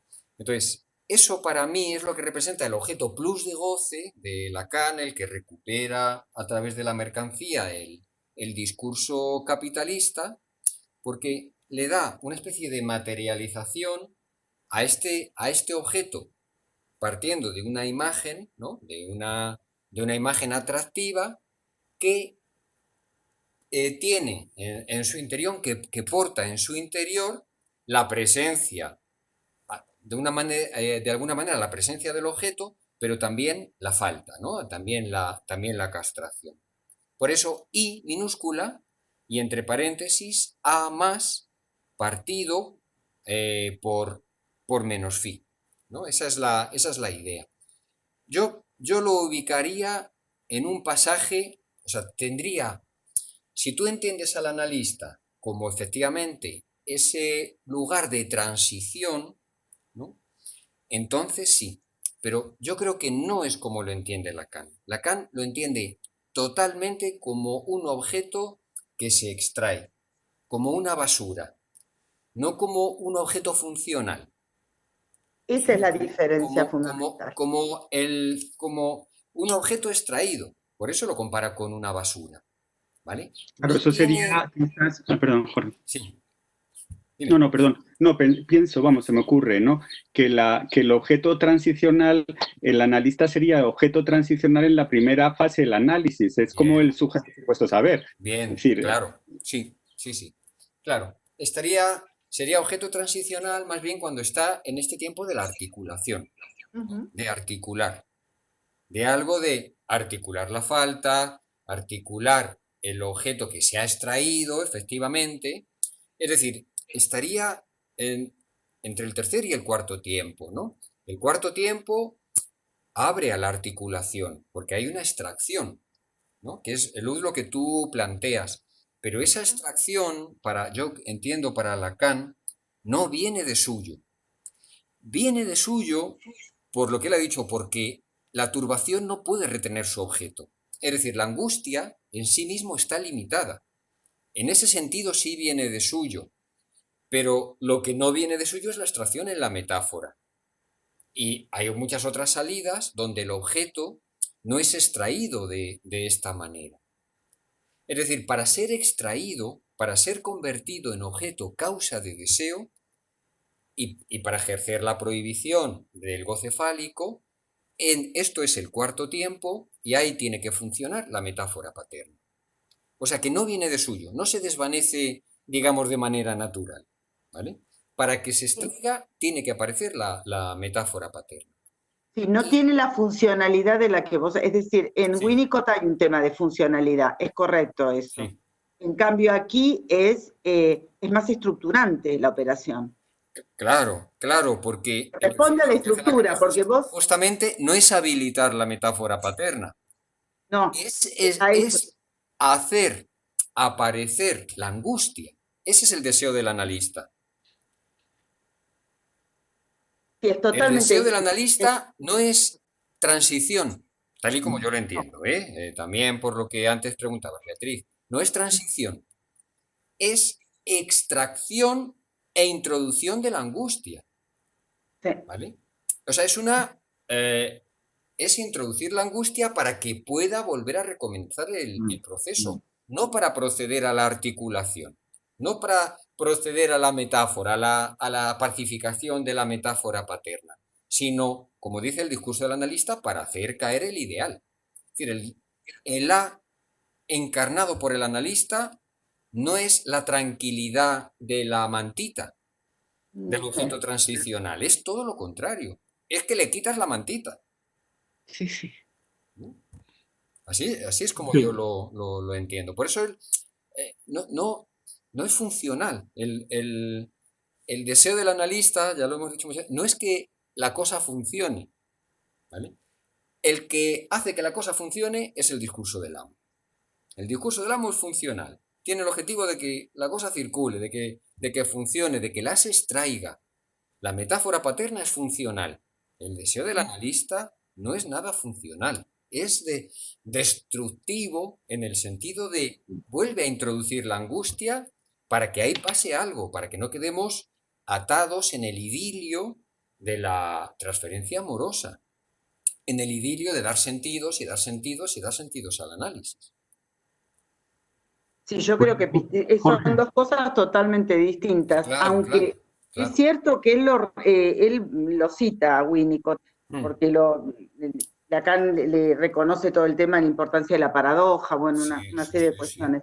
Pero el concepto de angustia en Winnicott no tiene nada, absolutamente nada que ver con el concepto de Lacan, porque es lo contrario. Es decir, cuando el niño no juega porque está muy angustiado y está muy agresivo, para él ese detenimiento, esa detención del juego implica justamente que no hay algo que no está funcionando. Él permanentemente habla del tema de las funciones, por eso digo que, en cambio, para un analista lacaniano, el chico se angustia, y si el chico cambia de juego o deja de jugar, es al contrario, eso sirve para abrir el campo. Eso abre, no clausura. Da la posibilidad de abrir, da la posibilidad. No es, vuelve a ser, aunque él habla de la función de la angustia, pero no es ninguna garantía. ¿Vale? No viene garantía en él no hay nada, garantía en el concepto de él no hay nada. Mira, ahí sí está la garantía de que hay un tiempo limitado. Es decir, de que la turbición no puede retener su objeto, que es un poco lo que acabo de leeros. Eso es fundamental. Pero claro, lo que no está garantizado es la salida de eso. ¿Vale? Entonces aquí lo que está intentando es pensar cómo en las diferentes fijaciones a los diferentes objetos, algo del deseo, a pesar de todo, pasa. Y a pesar de todo se puede manifestar. Oye, Jorge. Dime. Jorge. Adelante. Has dicho, es que me gustaría entender algo que has dicho hace un momento que incluía la idea de plus de goce. No lo he pillado. Sí. Justo, claro, pasa por... Yo lo he descubierto también leyendo este párrafo. Ya sabéis que Lacan habla de el objeto A también como plus de goce, ¿vale? Entonces, ese plus de goce, ese objeto A como plus, es lo que es recogido por el discurso capitalista para producir las mercancías. Es decir, para producir objetos A e incluirlos en la cadena de producción y suministrarlos al antojo del amo capitalista. Ese es el secreto del poder, ¿no? Del poder del amo capitalista, que acumula el goce, acumula el plus y lo suministra, lo vende a su antojo, ¿no? Ese es el asunto. Pero la cuestión es que esa mercancía, claro, yo pensaba, a ver, pero claro, las mercancías también tienen un cierto elemento tranquilizador, ¿no? Nos calman un poco, tapan un poco la castración, que es lo que hace el discurso capitalista. Por tanto, lo que se produce, lo que plantea Lacan, voy a volver al texto, que creo que ahora sí que... ¿Veis el texto ahora? ¿Veis el seminario ahora de Lacan? Sí, vale. Pues, claro, lo que él plantea es que lo que se puede incluir en la cadena de fabricación humana son los objetos transicionales. No los objetos A como A más o como A menos. Como A menos son el objeto perdido. Como A más son el objeto que angustia, el objeto que turba, el objeto que se atraviesa. ¿Qué es lo que cae, lo que entra en la cadena de producción?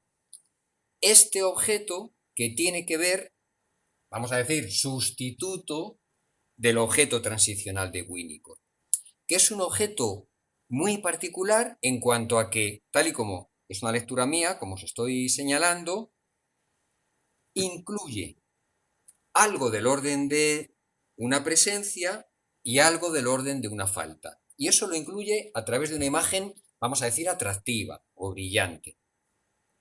Esta I es I minúscula, ¿vale? Se me ha colado I mayúscula, pero es I minúscula. Eso es lo que en la cadena de fabricación se produce. Esto es lo que todos queremos. Este objeto que nos permita mantener algo del goce del objeto que se presente, pero que no turba. Este es un objeto que puede permanecer, no como la angustia, que tiene que terminar. Este objeto puede, durante un cierto tiempo, hasta que el amo no nos pone otro cebo, ¿no? Para volver a picar, para volver a encontrarnos con la misma función. Perdón, Jorge. Dime. Mis compañeras se van a reír porque fue una situación muy divertida, pero para la asignatura del primer semestre, que andaba yo con mucho problema con esto del plus de goce, ¿sí? Se me ocurrió un ejemplo que es la moneda que trae el ratoncito Pérez. Pierdes el diente, pero el ratoncito Pérez te trae una moneda que no tapa el hoyo. Perfecto. Ana, muy pero bien. de alguna manera lo suple. Total. Y que además viene a justificar, tú pierdes el diente porque ya eres mayor. Sí. Y la moneda significa que ya eres mayor también. Sí, y ahora me resonaba con esto que estabas diciendo también, porque esa moneda, de alguna manera, el niño no va al día siguiente a gastarla. Es su moneda que trajo el ratoncito Pérez y tarda unos días hasta que la puede cambiar por unos dulces o lo que sea. No sé, me parece que es un buen ejemplo. Cumple muy bien esa función de objeto transicional, ¿no? O sea, aquí se acentúa mucho el término función, porque es lo que permite un tiempo intermedio poder pasar de la angustia al deseo. ¿Vale? Ese es el objeto transicional, el objeto que está entre el objeto de la angustia y el objeto del deseo. El objeto del deseo es el perdido, y el objeto de la angustia es el excesivo, el excesivamente presente. Entonces no es ni uno ni otro. Yo quería hacer una preguntita. Adelante. Vamos a ver, a mí, Ana, que me parece que es la última que ha hablado, Ana Gess, sí. Me ha salvado porque no me atrevía. Vamos a ver, yo no he leído a Winnicott, pero he leído siempre el objeto transaccional, no transicional. Porque una transición es un paso y una transacción es un intercambio. Sí. Entonces yo, como toda la vida había leído transaccional, estaba aquí calladita diciendo error, esto es una transición. No, es un intercambio, por eso tiene que ver con el ejemplo de la mercancía y del resto que puede quedar, ¿no? Que, bueno, en este caso ahora con el ejemplo tuyo, Ana, pues lo he entendido. Muchas gracias. Total, sí. Claro. No, la transición... lo de transicional me parece que no corresponde. Claro, una transición es un paso, pero ese paso se hace mediante un intercambio. Claro, o sea, yo lo entendería como que es una transición, pero que no está garantizado como transición. O sea, parece que decir objeto transicional es porque ya el tránsito está efectuado o se va a efectuar, es lo que permite hacer el tránsito. Es que yo creo que, con todos mis respetos, transicional es una mala traducción, es transaccional, porque es un intercambio. Y además, aunque yo no he leído a Winnicott, he leído siempre el objeto transaccional como no transi. No, es transicional, no es transicional, no es transaccional. Habría que ver en el original, ¿eh? Yo no creo, en el original no es transicional, pero bueno, no voy a discutirlo, voy a mirar y el próximo día lo digo. Yo tampoco lo sé, pero bueno, vale muy bien ambas, ¿no? Y lo que abre. Yo, la verdad, no me quiero poner canónica, ¿no? Pero me parece que no es lo mismo dar un paso que hacer un intercambio. No es lo mismo. No, pero desde luego aquí lo que vemos es que puede cumplir las dos funciones, ¿no? La transacción yo creo que la cumple sí o sí, independientemente de por dónde salga. La transición puede cumplirla o no.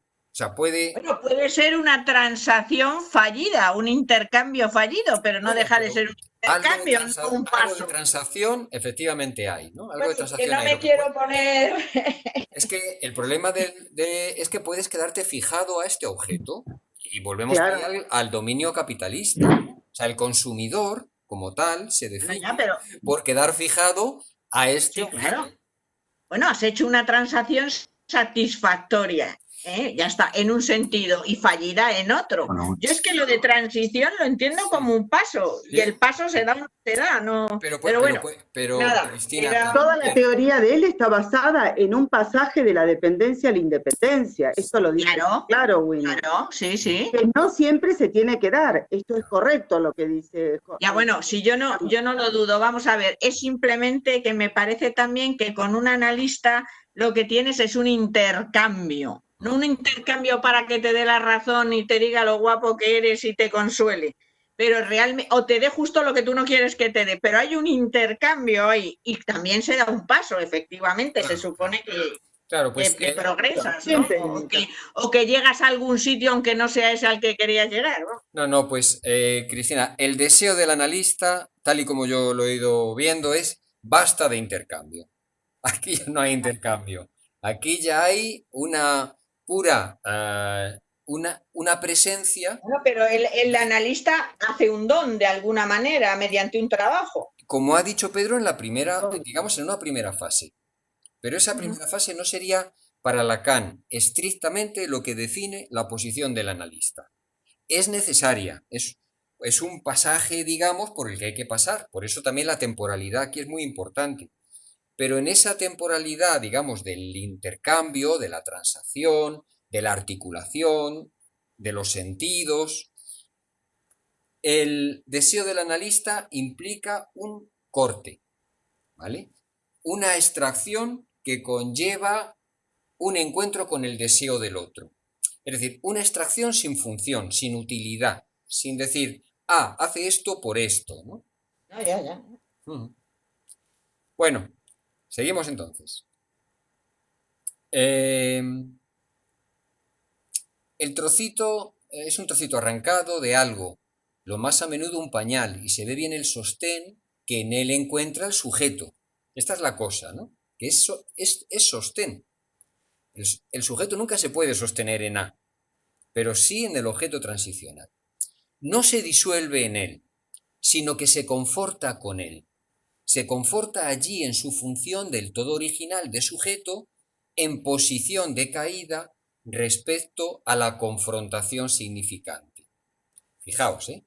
Es decir, en la metáfora paterna se produce una extracción y el sujeto, representado por un significante para otro significante, está en posición de caída. En la angustia está en posición de asfixia. Entonces, está aquí el punto intermedio, ¿no? El punto de, como dice Lacan, de confortamiento, ¿no?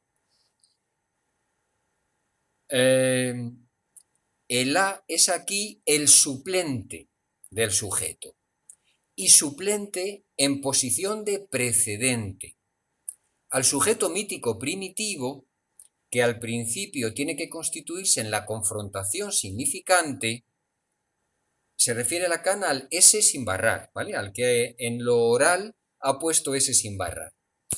Nunca lo captamos, a ese sujeto nunca lo captamos y con razón, porque el A minúscula, lo ha precedido. Y en tanto que marcado él mismo por esta sustitución primitiva, tiene que reemerger secundariamente, más allá de su desaparición. Aquí entiendo que se está refiriendo al sujeto. El sujeto tiene que reemerger a través del significante. Tiene que reemerger secundariamente representado. Y a este es al único que podemos captar en el encadenamiento significante. Al S sin barrar, al sujeto primitivo, mítico primitivo, a ese no lo podemos captar, ¿no? ¿Por qué? Porque el A, el objeto perdido, lo precede. Es decir, está perdido en ese sentido. La función del objeto cesible como pedazo separable vehicula primitivamente algo de la identidad del cuerpo, antecediendo en el cuerpo mismo y en lo que respecta a la constitución del sujeto. Es decir, es un antecedente en el cuerpo de lo que es la constitución del sujeto barrado. ¿Dónde se constituiría el sujeto barrado? En la metáfora paterna, ¿no? Que yo os dije que es el mismo tiempo que el discurso del amo, ¿no? Del S1 para el S2. Hay un antecedente que es en el mismo cuerpo a través de este objeto, ¿no? De este objeto cesivo. ¿Bien?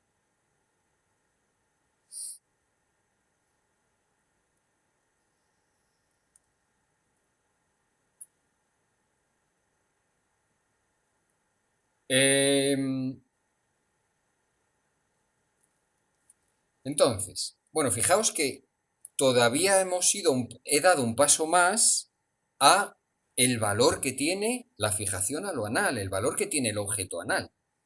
Si todo esto ha aparecido también determinado por el carácter de cesión en lo anal y que se manifiesta básicamente en lo anal del objeto. Por eso no se puede lavar, ¿no? Decía, y si es verdad, es decir, por eso el olor, algo de resto anal tiene que portar, tiene que tener. Bueno, esto va a una especie de conclusión, dice, no olvidemos poner a prueba aquí la guía que nos da nuestra fórmula, que el objeto A es no fin, meta del deseo, sino su causa. Este deseo, el deseo que es causa, este deseo, quiero decirlo un poquito mejor. Este deseo que se manifiesta en la esfera anal, del que el objeto A es causa, ¿cómo vamos a calificarlo en el plano anal, donde captamos su incidencia en la constitución del sujeto? Es el deseo de retener, sin duda. Pero es el hecho contingente, la facticidad de la educación del aseo, lo que da la función de retener. No, porque ésta le da al deseo su estructura fundamental. La función de retener no surge por efecto de la educación, sino porque la función de retener, que se manifiesta a nivel de lo anal, ¿no? Preferentemente, le da al deseo su estructura fundamental. Está la retención como deseo y la cesión del objeto con todas las consecuencias que hemos visto. Yo os he puesto frente a la extracción que produce el objeto A menos, el objeto A como causa, el deseo a nivel anal lo que busca es retener. ¿Por qué? Porque solo si lo retiene, a este nivel, se lo pueden demandar. Es decir, si en el objeto anal lo que prima es la demanda, esto implica la función de la retención. Si no lo retiene, no se lo pueden demandar, ¿vale? Y ahí aparece el rasgo tan señalado por Freud y que vemos, ¿no? Que es la tacañería del obsesivo, ¿no? El aspecto de la retención. Tiene que retener para poner en juego esto, ¿no? Tiene que aparecer el deseo de retener para que se pueda manifestar esta función a nivel de lo anal, ¿no? La implicación de lo anal en el recorrido, en el circuito del deseo en todos los niveles. Bien, ¿alguna cuestión? Y aquí aparece, por ir terminando, ¿no? Darle una terminación que le dé un poquito de sentido a lo que habíamos comentado antes. La función de retener se ubica en el lugar de la inhibición. Retener es parar, frenar, ¿no? Por eso él lo coloca en esta que pone matriz antigua, que es el nivel de la inhibición. ¿Qué es la inhibición? Sino la introducción en una función, en su artículo. El artículo es inhibición, síntoma y angustia. Freud toma como ejemplo la función motriz, pero puede ser cualquiera. ¿La introducción de qué? De un deseo distinto de aquel que la función satisface naturalmente.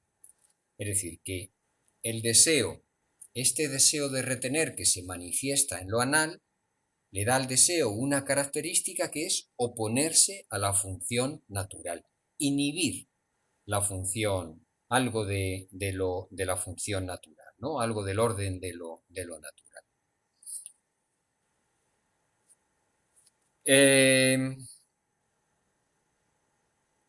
Bueno, os he puesto aquí la conexión también con el síntoma histérico, en donde, esto lo habíamos visto otros años, en el andamiaje de significantes, que es el síntoma histérico, la inhibición de la función, de la función natural, por ejemplo, la función de caminar, ¿no? En el caso de Elizabeth, la paciente de Freud,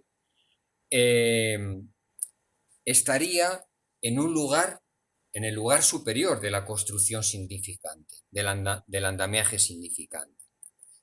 Es decir, la inhibición de la función ocupa un lugar preferente como significante en el síntoma. Ese es el asunto. Se manifiesta algo del orden de un deseo, que aquí ya no es el deseo anal de retener el producto anal, pero sí es la inhibición de una función, ¿no? La inhibición de la función de caminar. Bueno, no sé si continuar, porque aquí aparece, esto lo conecta Lacan con el acto, que sería la otra salida del deseo, pero me parece que quizá lo podemos, como ya es un poco, tenemos que incluir alguna definición más, lo podemos continuar el próximo día. En fin, ¿alguna consideración?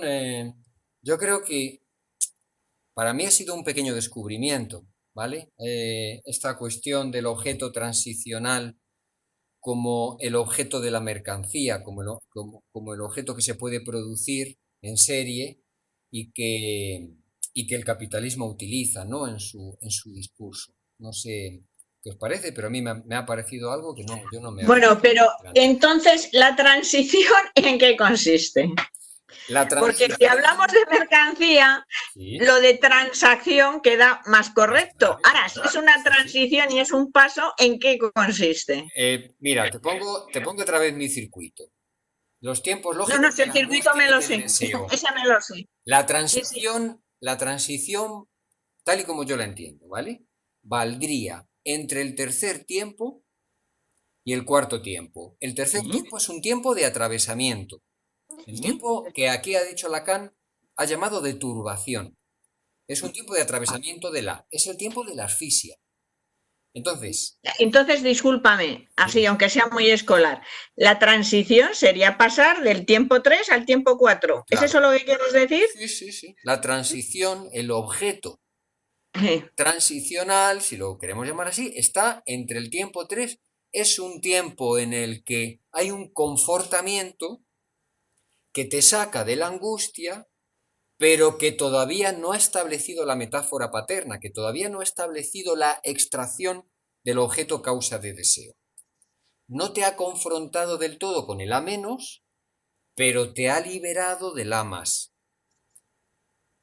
Y por eso puede ser que te liberes del A más, pero que no consigas el A menos. Exactamente. Eso es lo que yo creo que plantea Lacan, a diferencia de Winnicott, ¿no? Que lo que planteaba Luz muy bien es que este objeto cae, se difumina por sí solo, ¿no? Y no. Lacan... No, bueno, yo es que el objeto de Winnicott no sé en qué consiste, no estaba hablando de eso, estaba hablando de que no entendía por qué era transaccional o transicional. Sí. Ese era el término y cómo se aplicaba más que otra cosa. A ver, esto ya sabéis que es una lectura mía y yo lo ubicaría aquí, pero ya. Como tú has dicho, que borraría todo. Claro, lo borraría en cuanto a que después del tercer tiempo, si borra la angustia, borra los tres tiempos, ¿no? Tanto la señal de angustia como la aparición de la angustia, como el tiempo de la angustia como atravesamiento del objeto. Sí, el sujeto se conforta, se sustituye como presencia en ese objeto. ¿Sí? Claro, es decir, haría la función que hace el plus de goce, que está haciendo constantemente el plus de goce. Es decir, el plus de goce es lo que, a base de la circularidad, de completar el circuito, ¿no?, hace la función del objeto transicional. Sí. Es decir, es como, hace la ilusión de un objeto transicional, de una satisfacción plena, ¿no? Claro. Bueno, una de las críticas que hace, así como revela algunas cosas buenas, una de las críticas de Lacan, tanto a Klein como a los post-kleinianos, es decir, a Winnicott, es el quedarse en el registro de lo imaginario. Claro. Es un poco lo que vos estás diciendo, esa es la crítica fundamental. Sí. Claro. Sí, en el registro de la utilidad, ¿no? De llevarlo todo a este nivel. Funcional, como quiere, y bueno, por eso él habla de objeto de uso, habla de funcionalidad, porque tiene que ver con eso, Jorge. Sí. Es decir, es una conceptualización muy distinta que yo creo que él le ha querido encontrar un determinado punto en común, que yo el tema del 3 al 4 lo veo, a mí es entendible. Es una articulación, pero son concepciones totalmente distintas la una de la otra. Sí. Bueno, chicos, no nos planteamos cosas facilitas, sencillas, no, nos da por lindo. Pero es lindo.